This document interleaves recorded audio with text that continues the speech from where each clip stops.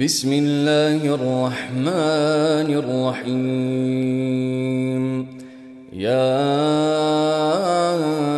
أيها المدثر قم فأنذر وربك فكبر وثيابك فطهر والرجز فاهجر ولا تمنن تستكثر وَلِرَبِّكَ فَاصْبِرْ۔ شروع اللہ کا نام لے کر جو بڑا مہربان نہایت رحم والا ہے۔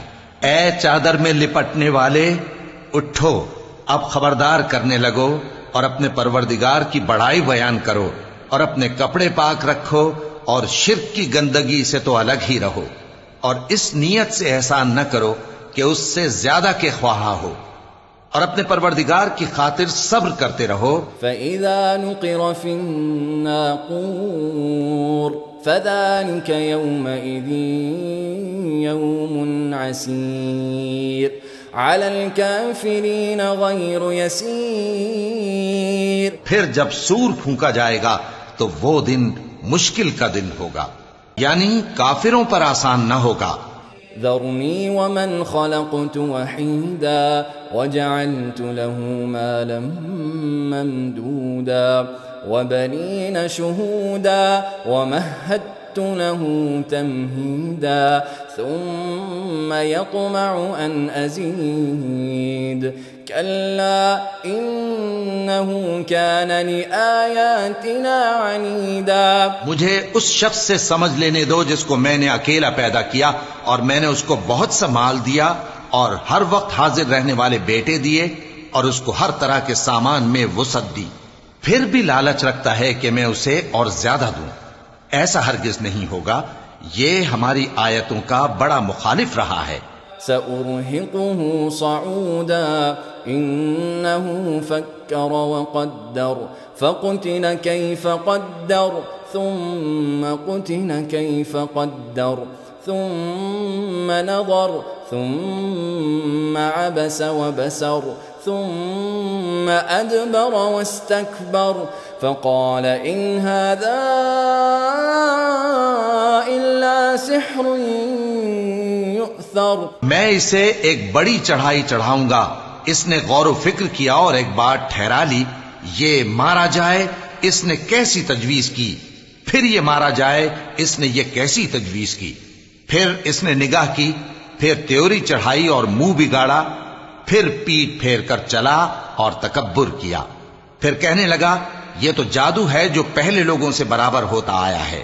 ان هذا الا قول البشر سأصليه سقر وما أدراك ما سقر لا تبقي ولا تذر لواحة للبشر عليها 19۔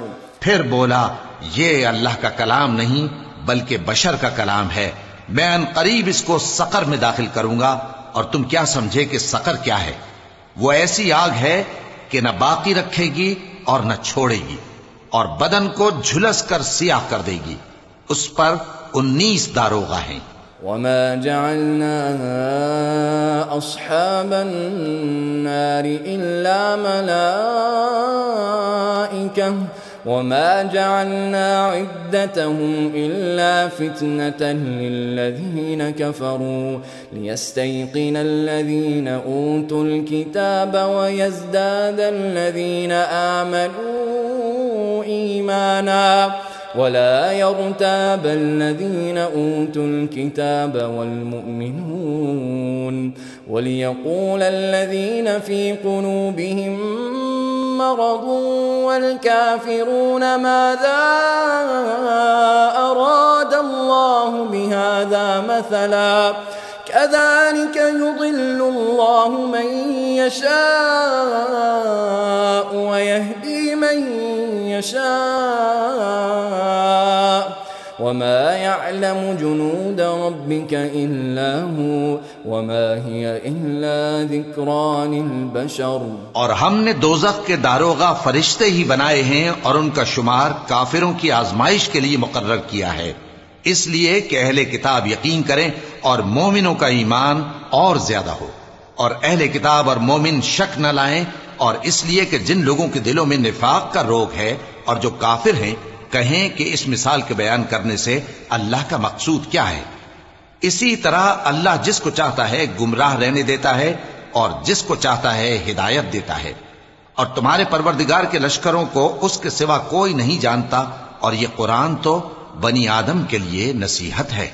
كلا والقمر والليل إذ أدبر والصبح إذا أسفر إنها لإحدى الكبر نذيرا للبشر لمن شاء منكم أن يتقدم أو يتأخر كل نفس بما كسبت رهينة۔